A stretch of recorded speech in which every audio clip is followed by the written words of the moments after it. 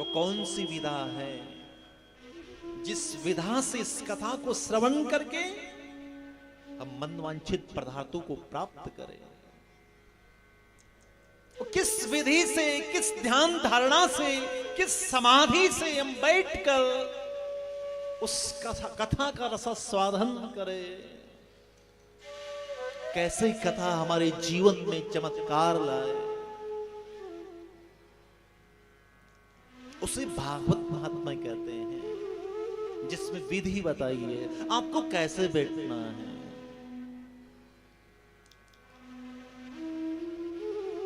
ध्यान धारणाओं को सहेज के, आस्था के साथ, विश्वास के साथ, निष्ठा के साथ बैठना है। कथा अद्भुत है। भागवत की कथा सुनने से चमत्कार हो जाता है। करना कुछ भी नहीं है, श्रद्धा श्रवण। यूं कि आप कहीं एक जगह पर बैठकर आप कथा सुन रहे हैं और धीरे धीरे हौले हौले आपका मन कथा के भीतर रन आता है। वो काम, वो हमारी इच्छाएं, वो हमारे मनवांछित कार्य जो बड़े अटके हुए हैं, बड़ा विघ्न आता है, वो पूरे नहीं हुए हैं। भाई हमने उसके लिए यज्ञ करवा दिए, अनुष्ठान करवा दिए, हमने दान दे दिया, हमने यात्रा कर ली, लेकिन वो काम अभी भी अधूरा है। तब बताते हैं कि तू भागवत की शरण में आ, तुझे मनवांछित पदार्थों की प्राप्ति हो जाएगी। ये कल्पतरु हैं। इस भागवत रूपी वृक्ष के नीचे बैठकर आप अपनी इच्छाओं की पूर्ति कर सकते हैं। आज कथा को हम प्रथम स्कंद से प्रारंभ करेंगे और भागवत का पहला श्लोक बड़ा मार्मिक है। पहले श्लोक में बताया है, पहला नियम बताया है, भैया कथा चमत्कार लाती है, लेकिन कैसे? पहला नियम बताया है कि जनमान दस्य यतोम्ब याति तरतश्चार्थेषु विज्ञस्वराट्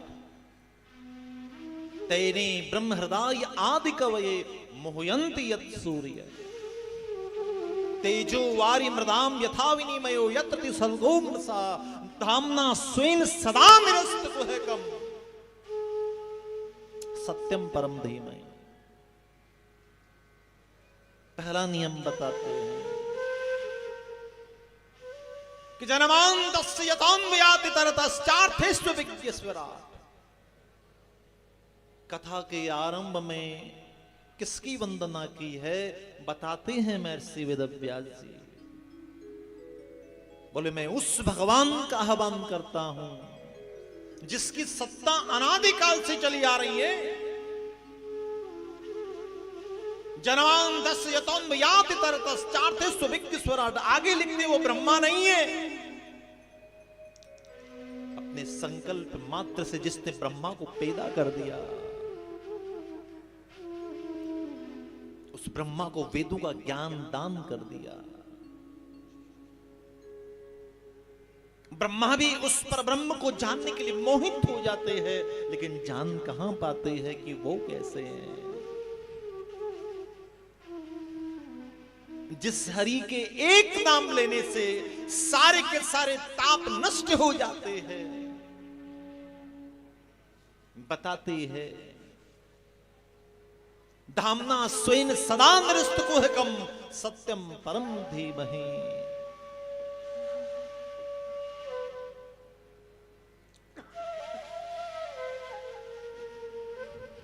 महर्षि वेदव्यास जी कहते हैं कि मैं उस सत्य स्वरूप भगवान का वंदन करता हूं जिसके सत्ता में हम निहित हैं, जो सत्यवित्त नित्य विद्यमान जिसके सत्ता है, उस सत्य का मैं नाम लेकर उसे वंदन करता हूं। यहां महर्षि वेदव्यास जी ने किसी भगवान का नाम नहीं लिया, उन्होंने कहा कि मैं सत्य की महिमा का गुणगान करता हूं, मैं उन्हें वंदन करता हूं। और इस संसार में जितनी वस्तुएं दिखती हैं, जितने पदार्थ हमें दिखाई दे रहे हैं, वो सब असत्य हैं, वो बिगड़ने वाले हैं। ब्रह्म सत्यम जगत मिथ्या, संत सत्पुरुष कहते हैं ये संसार जो दिखाई दे रहा है वो मिटने वाला है, वो बिगड़ने वाला है। ब्रह्म सत्यम केवल और केवल अगर सत्य है तो केवल भगवान का नाम सत्य है। इसलिए कथा के आरंभ में सत्य की महिमा का गुणगान किया, सत्य का नाम लेकर बखान किया महर्षि वेदव्यास जी। भैया तुम कितने ही कथा सुनो, कितने ही चार धाम की यात्रा करो, कितने ही कुंभ नहा लो, लेकिन जब तक जीवन में सत्य नहीं है सब बेकार है। पहला नियम बता रहे हैं, सत्य वित्त नित्य विद्यमान जिसकी सत्ता है, उस सत्य को सहकार करना है, उस सत्य को धारण करना है। इसलिए कथा के आरंभ में, कथा के मध्य में और कथा जब अपने अंतिम पड़ाव पर होगी, सत्य का गुणगान किया है महर्षि वेदव्यास जी ने। मानो संसार को सचेत कर रहे हैं, जीवन में सत्य नहीं है तो सब मिथ्या है, सत्य होना चाहिए। जितने पुराण हैं, जितने शास्त्र हैं, सब एक ही बात कह रहे हैं कि सत्य से बड़ा कोई धर्म नहीं है।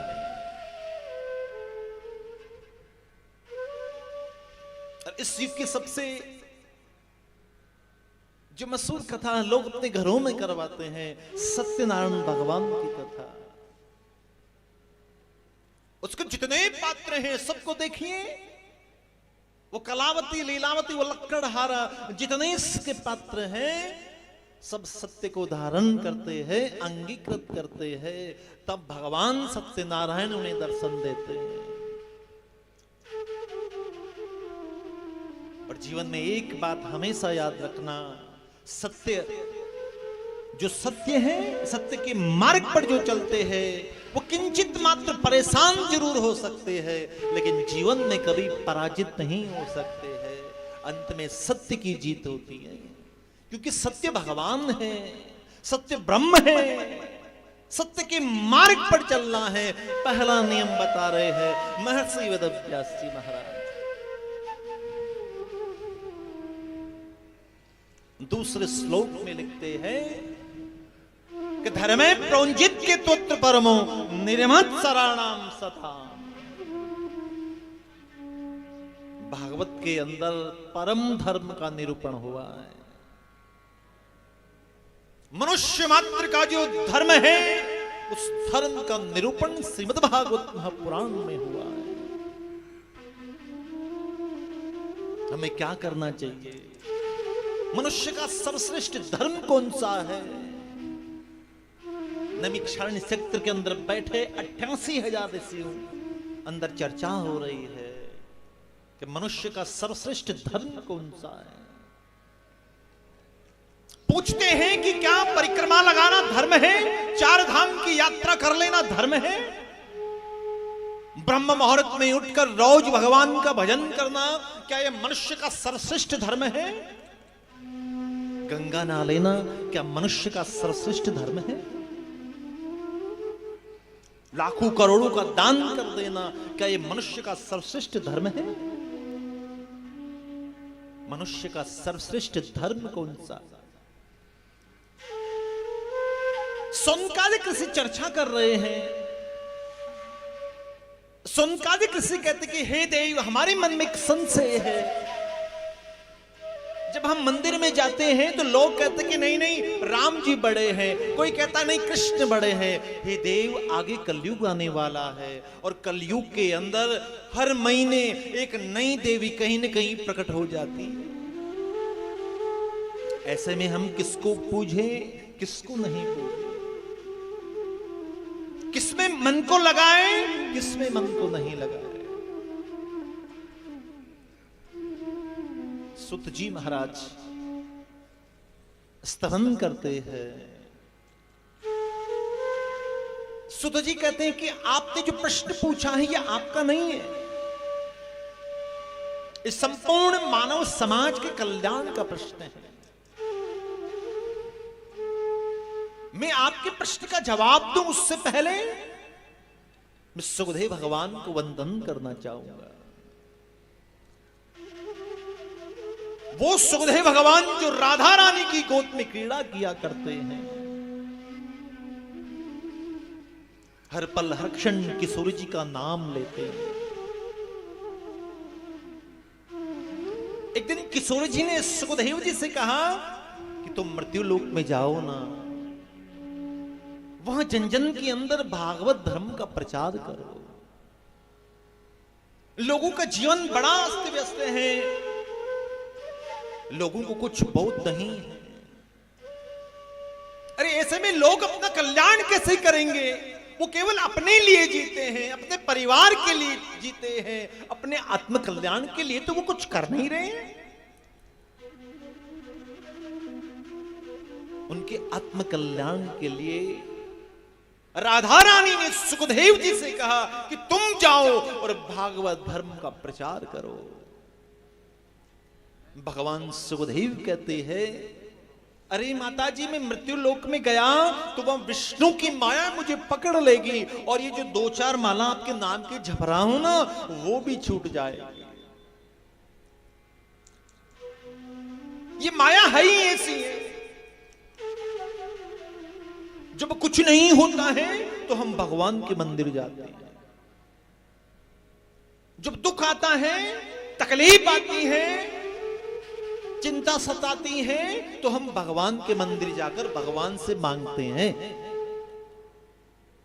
कि हे राधा माधव हमारे दुख को दूर करो ना, हमारे कष्ट को दूर करो ना। और भगवान दयालु हैं,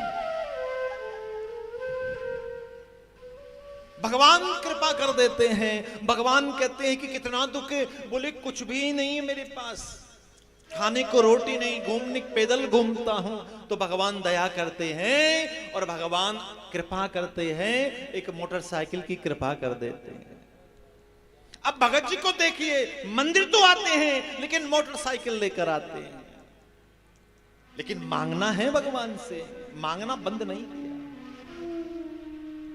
भगवान से कहते हैं कि प्रभु अब गर्मी का महीना है, लू की लपेटें चलती हैं, कुछ कृपा कर दो तो थोड़ी कार हो जाए ना, तो अच्छा ऐसे चला के बढ़िया आपके मंदिर आया करो।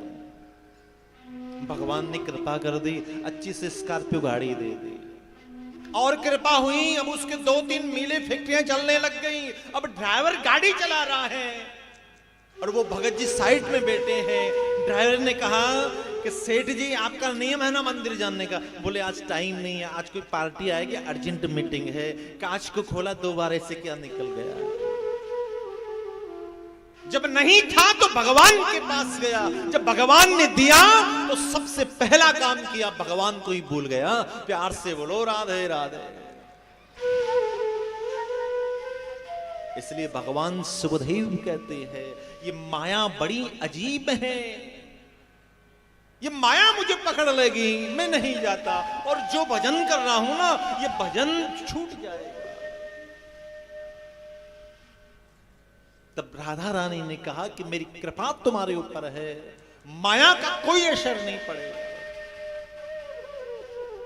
सुत जी महाराज कहते हैं सुनकादिक ऋषियों से,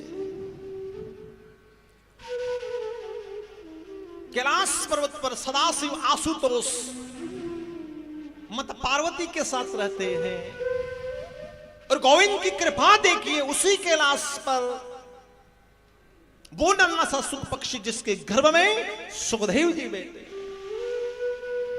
लेकिन बाहर नहीं निकलते।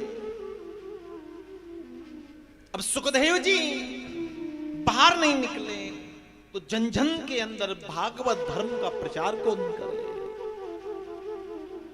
चिंता हुई, नारद जी को लौट आए कैलाश पर्वत पर।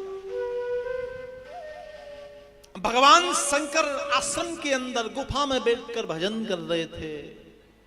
नारद जी पहुंचे भगवान शंकर के आश्रम में। जैसे ही वहां पहुंची माता पार्वती ने स्तवन किया, प्रदक्षिणा की। माता पार्वती प्रसन्न हो गई, कोई अतिथि मेरे घर आए हैं। और वेदांत दर्शन में लिखा है अतिथि देवो भव। अतिथि देवता है। अतिथि कौन है? जिसके आने की तिथि का पता नहीं, वो अतिथि है। जो आपको फोन करके आए, मैसेज करके आए, वो आपके लिए सामान्य हो सकते हैं, लेकिन वो अतिथि नहीं जिसकी वेदांत दर्शन बात करता है। जिसके आने की तिथि का आपको भी पता नहीं, वो अतिथि है। उसके लिए बताया कि वो देवता है। और शास्त्र कहते हैं घर के अंदर अगर अतिथि है और आपके पास अमृत भी रखा है तो पहले उस अतिथि को खिलाइए आप, उसके बाद आप ग्रहण करिए। शास्त्र कहते हैं कि जिसकी ऐसी सोच होती है, जिसकी ऐसी सेवा होती है, वो स्वयं देवताओं का अतिथि बन जाता है। अतिथि सेवा का ये महत्व है। अपने कुटिया के भीतर अतिथि को देखा, मत पार्वती प्रसन्न हो गई, पूछने लगी, हे देव, आजकल आपने आना जाना ही बंद कर दिया है, आजकल आप आते नहीं है। नारद जी कहने लगे कि माता जी हम कहीं आते जाते नहीं। बोले क्यों नहीं आते? अरे लोगों में सच्चा प्रेम है ही कहां।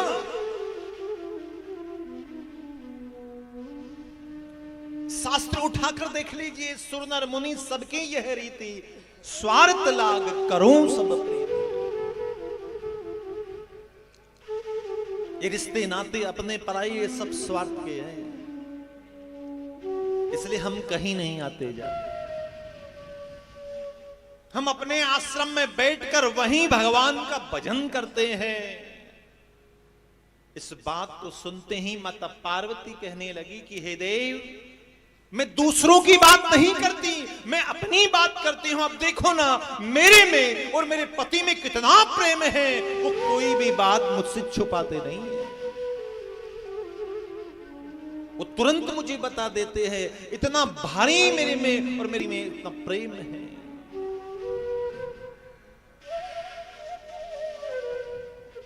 नारद जी कहने लगे कि देवी, भगवान करे तुम्हारा प्रेम दिनों दिन बढ़ता रहे, लेकिन तुम्हें पता है तुम्हारे जो पति हैं, भगवान शंकर ने गले के अंदर जो मुंडू की माला पहन रखी है, उसके अंदर किसके मुंड लगे तुम्हें पता है? माता पार्वती आश्चर्यचकित हो गई। हे देव, प्रेम तो बहुत करते हैं, लेकिन इसके बारे में कभी बताया नहीं। नारद जी हंसने लगे, खाक प्रेम करते हैं।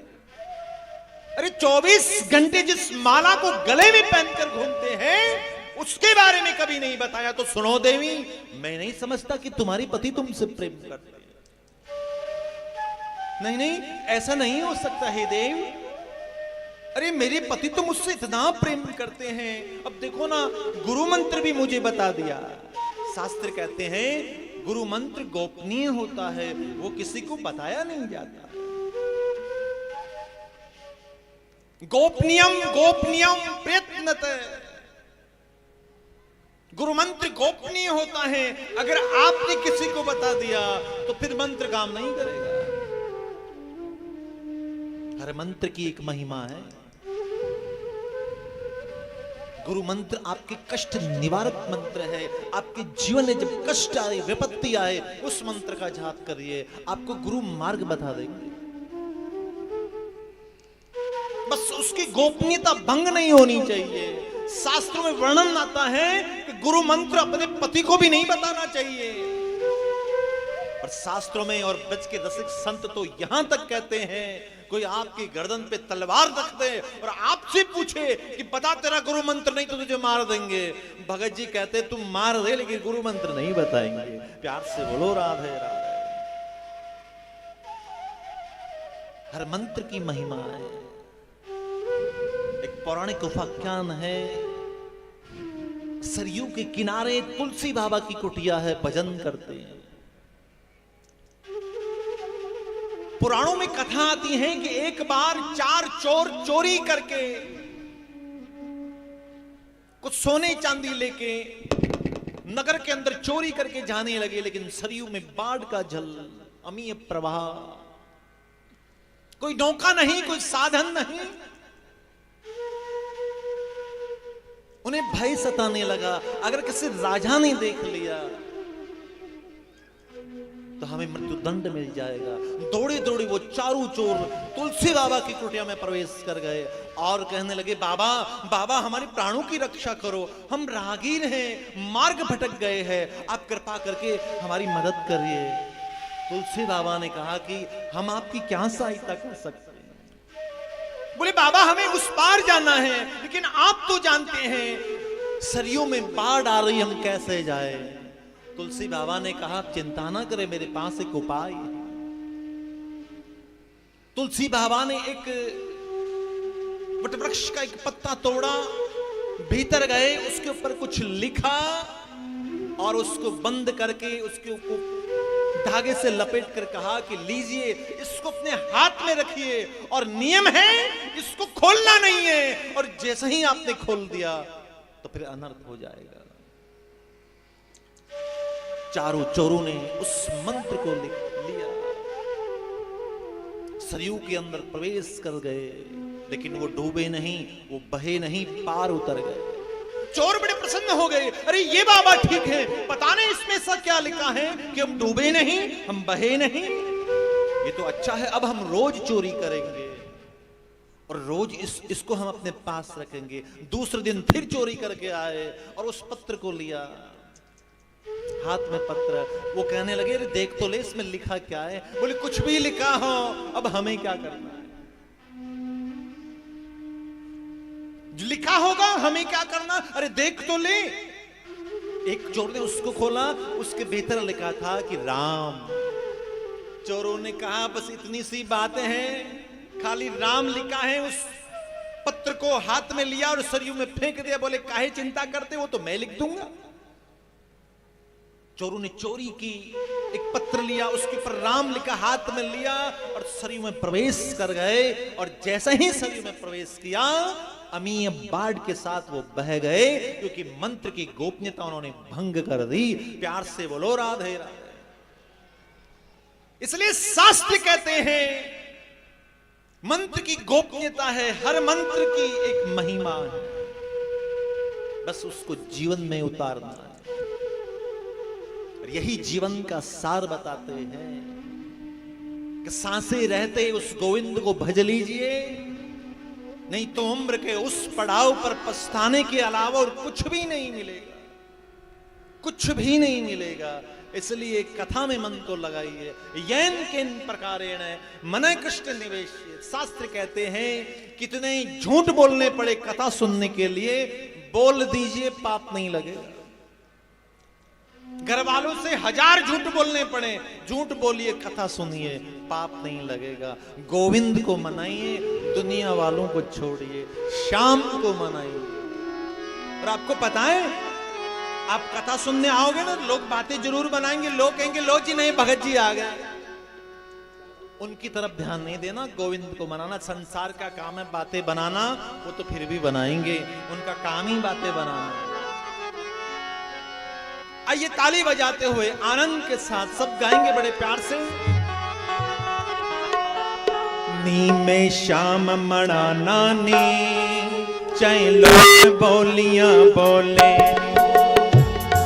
नानी चाहे लोग बोलियां बोले। नी में श्याम मणा नानी, चाहे लोग बोलियां बोले, नी में श्याम मना नानी, चाहे लोग बोलियां बोले। चाहे लोग बोलियां बोले, चाहे लोग बोलियां बोले, चाहे लोग बोलियां बोले, चाहे लोग बोलियां बोले। वृंदावन जाना नी, चाहे लोग बोलियां बोले, वृंदावन जाना नी, चाहे लोग बोलियां बोले।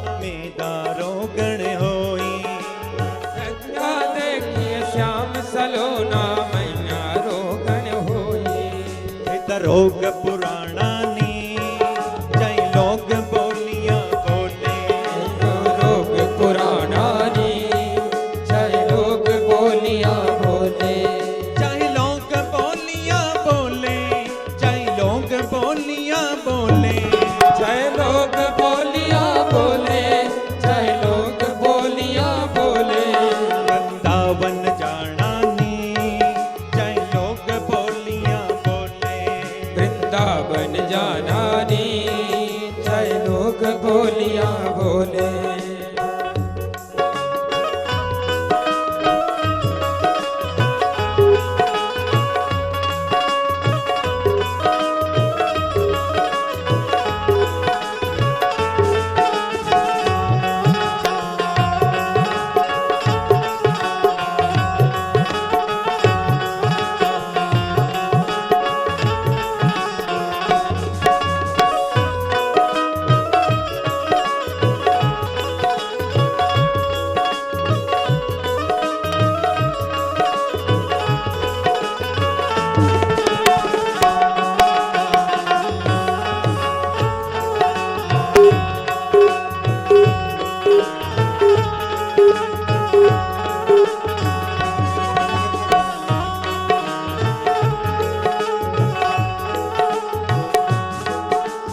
लख रोकण दी कोशिश कर ले ए मेरे घर वाले लख रोकण दी कोशिश कर दे मेरे घर वाले प्रीता के बिन होइया चाहे लख लगा लो ताले प्रीता के दिन होइया चाहे लख लगा ले ताले तल तोड़ के आवांगी जय लोग बोलिया बोले आने तोड़ के आवाजे चाहे लोग बोलिया बोले जय लोग बोलिया बोले जय लोग बोलिया बोले जय लोग बोलिया बोले जय लोग बोलिया बोले वृंदावन जाना नी जय लोग बोलिया बोले वृंदावन जाना नी जय लोग बोलिया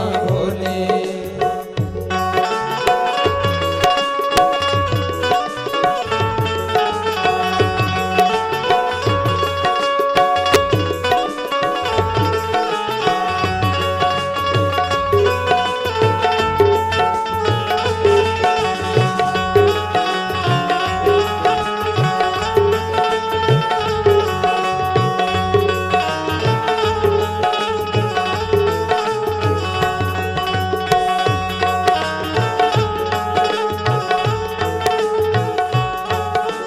छड़ के सारे रिश्ते शामा आई तेनू मनावण छड़ के सारे रिश्ते श्यामा आई तेनू मनावण घर सारा चढ़ाई पीछे तेनो रंग लगावण घर सारा चढ़ाई तेनू नीले रंग लगावण तेरे रंग रंग जाना नी जय लोग बोलिया बोले तेरे रंग रंग जाना जी चाहे लोग बोलिया बोले चाहे लोग बोलिया बोले चाहे लोग बोलिया बोले चाहे लोग बोलिया बोले चाहे लोग बोलिया बोले वृंदावन जाना नी जय लोग बोलिया बोले वृंदावन जाना नी चाहे लोग बोलिया बोले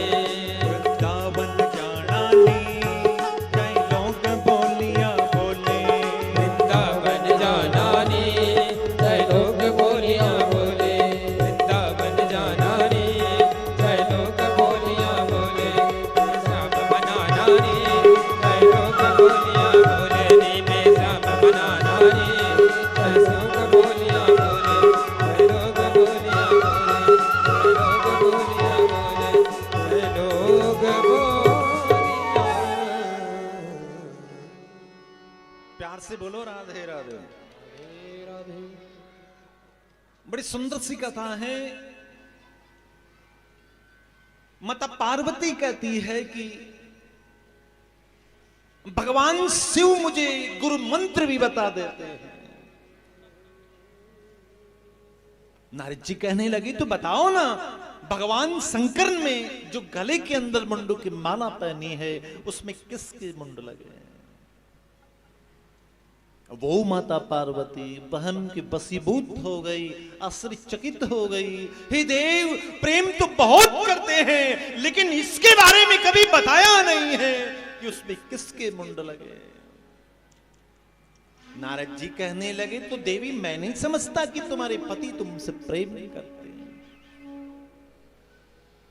24 घंटे जिस माला को गले में पहनकर घूमते हैं उसके बारे में तुम्हें बताया नहीं। देवी क्षमा करना, पति तुम्हारे तुमसे प्रेम नहीं करते।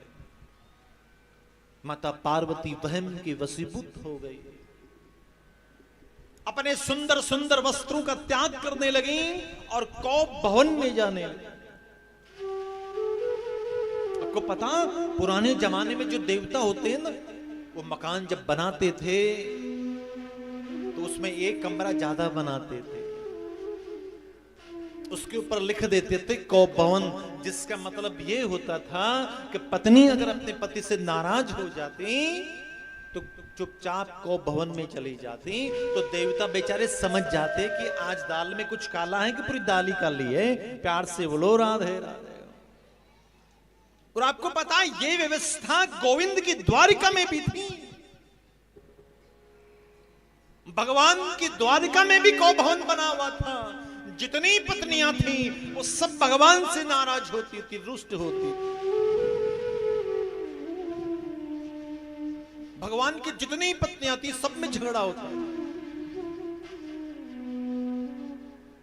देखिए माता पार्वती अपने सुंदर सुंदर वस्त्रों का त्याग करती है और कौप भवन में प्रवेश कर जाती है। नारद जी महाराज कहने लगे, देवी अब तुम जानो, तुम्हारा काम जाने, अब मैं चलता हूं, अब मेरा यहां क्या काम। जा रहे थे नारद जी महाराज, गुफा में बैठे भगवान शिव उनसे कह गए कि सुनो प्रभु, भजन तो बाद में ही हो जाएगा, माता जी याद कर रही थी, थोड़ा उनसे मिल ले।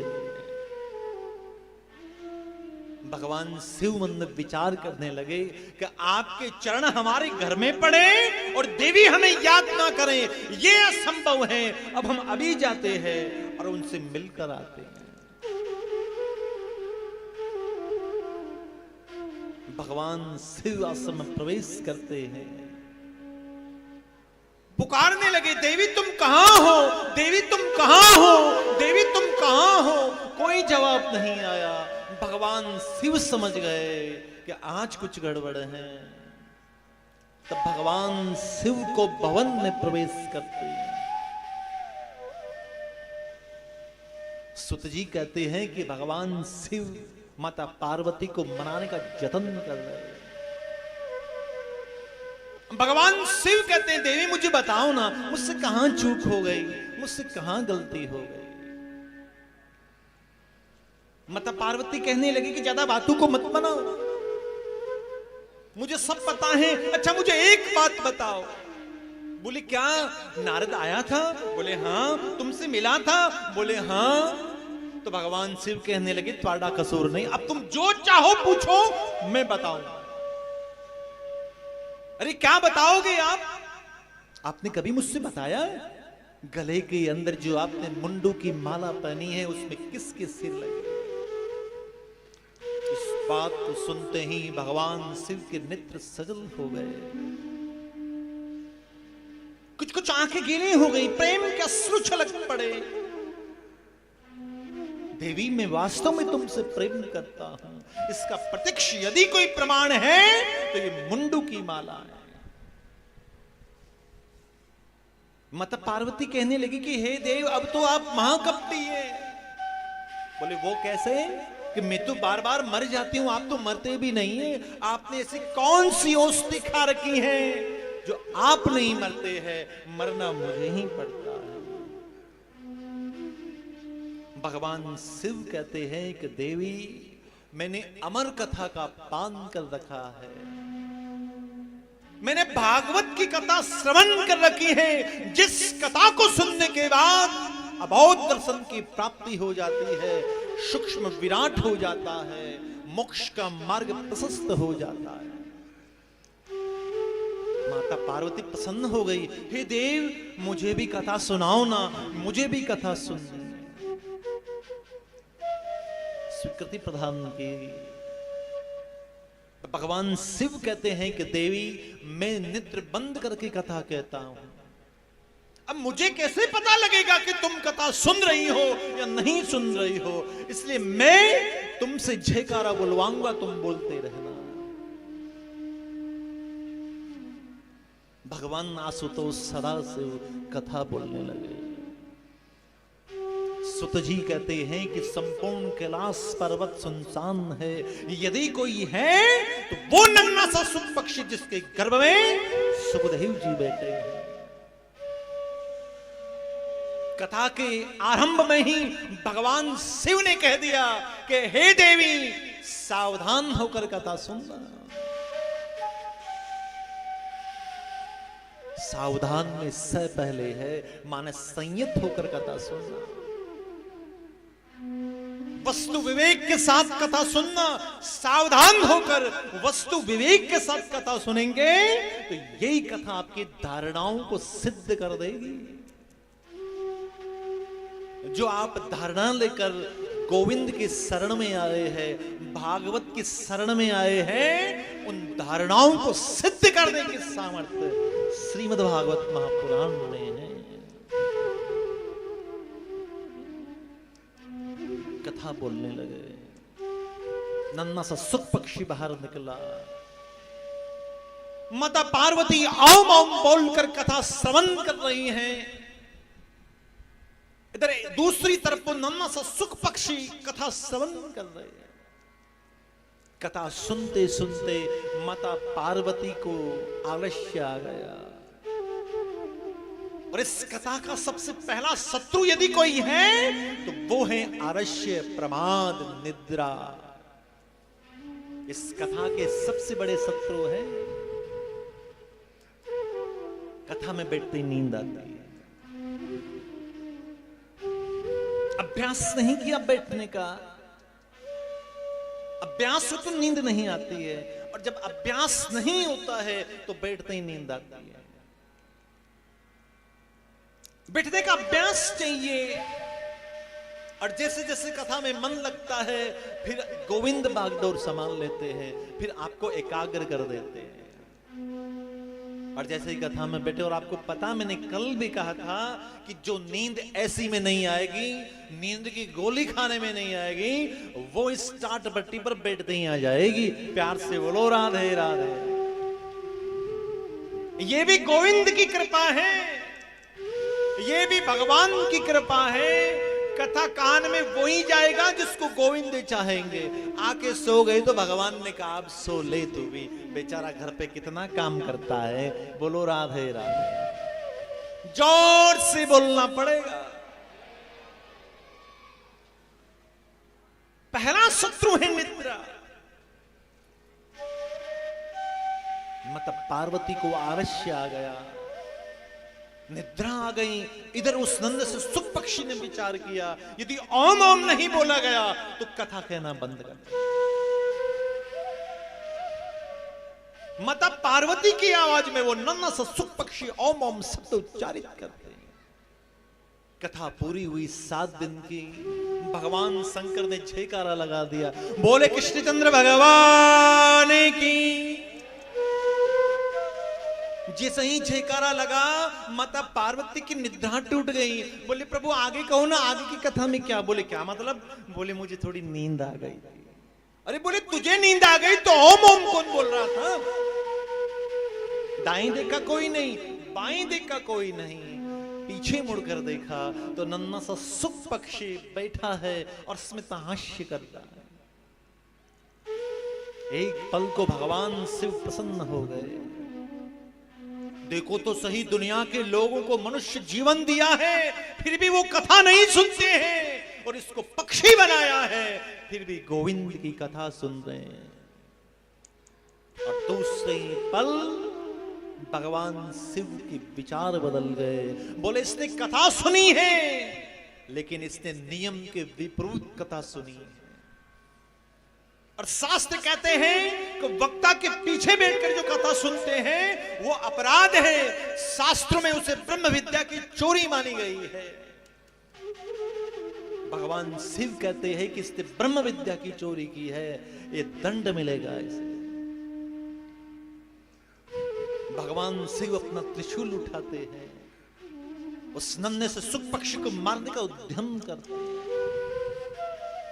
आगे आगे वो नन्हा सा सुख पक्षी दौड़ लगा रहा है, पीछे पीछे भगवान शंकर दौड़ रहे हैं। दौड़ते दौड़ते बद्रीनाथ पहुंच गए। बद्रीनाथ में महर्षि वेदव्यास जी रहते हैं। पत्नी पिंगला कहती कि हे देव, वृद्धावस्था आ गई है, संतान नहीं है।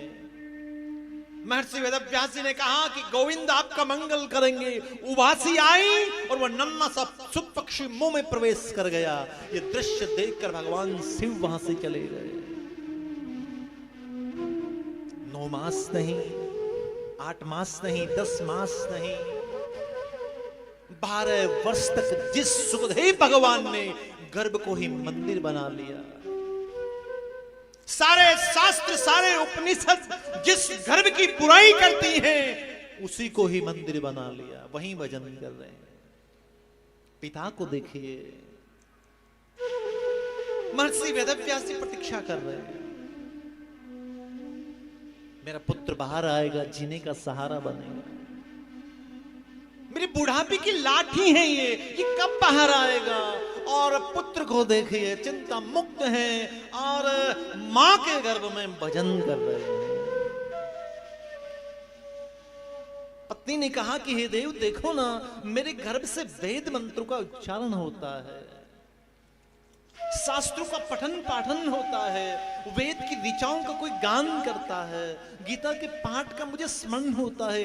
कौन है मेरे गर्भ में ऐसा अद्भुत बालक, उससे कहो ना बाहर आए। महर्षि वेदव्यास जी हाथ जोड़कर कहने लगे, बेटा बाहर आओ ना, आपकी माताश्री को कष्ट होता है। मां के गर्भ से सुखदेव भगवान ने कहा, हम बाहर नहीं आते। बोले क्यों? क्योंकि बाहर विष्णु की माया है, बाहर आते ही माया मुझे पकड़ लेगी और जो भजन कर रहा हूं वो भी छूट जाएगा।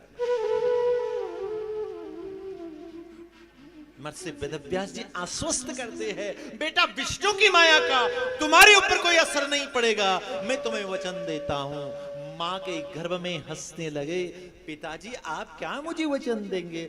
आप पुत्र के मोह में आ सकते हैं, आप वचन नहीं दे सकते।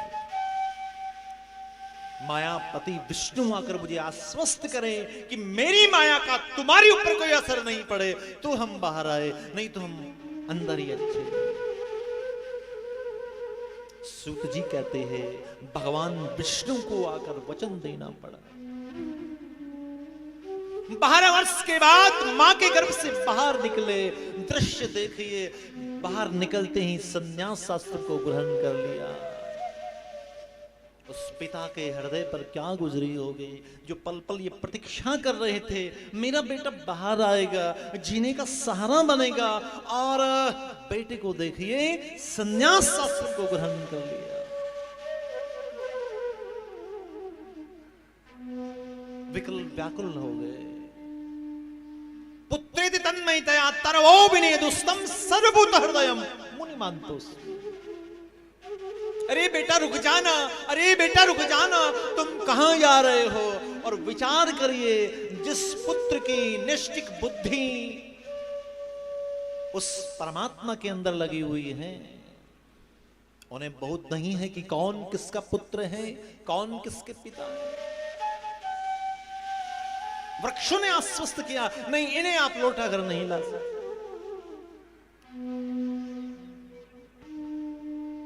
सुत जी कहते हैं कि ऐसे सुखदेव भगवान जिनको उनके पिता भी लौटा कर नहीं ला सके, तम सर्वभूत हृदयम मुनिमान्तोऽस्मि। उन्हें हम वंदन करते हैं, उनका स्तवन करते हैं। सुत जी कहते हैं कि आपने प्रश्न किया कि मनुष्य का सर्वश्रेष्ठ धर्म कौन सा है। सुत जी महाराज कथा सुनाते हुए कहते हैं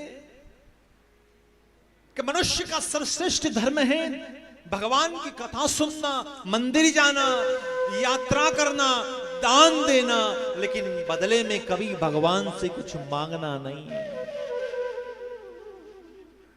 और पता है मांगोगे तो उतना ही मिलेगा जितने आपने मांगा है। भजन करना, यात्रा करना, दान देना, ब्रह्म मुहूर्त में मंत्र जाप करना, लेकिन बदले में कभी कुछ नहीं मांगना। लेकिन कलयुग है, कलयुग के लोग तो सुबह 2 सेकंड अगरबत्ती भी घुमाएंगे ना तो भगवान से कहेंगे कि प्रभु ये मुफ्त में नहीं घुमा रहा हूं। भगवान कहते बोले तो क्या सुख संपत्ति घर आवे कष्ट मिटे तन का। प्यार से बोलो राधे राधे। बोले सुख चाहिए इस एक अगरबत्ती के बदले, बोले संपत्ति चाहिए और शरीर के सारे कष्ट मिटा देना, बोले बदले में, बोले अगरबत्ती जलाई तो थी ना, इसके बदले में मांग।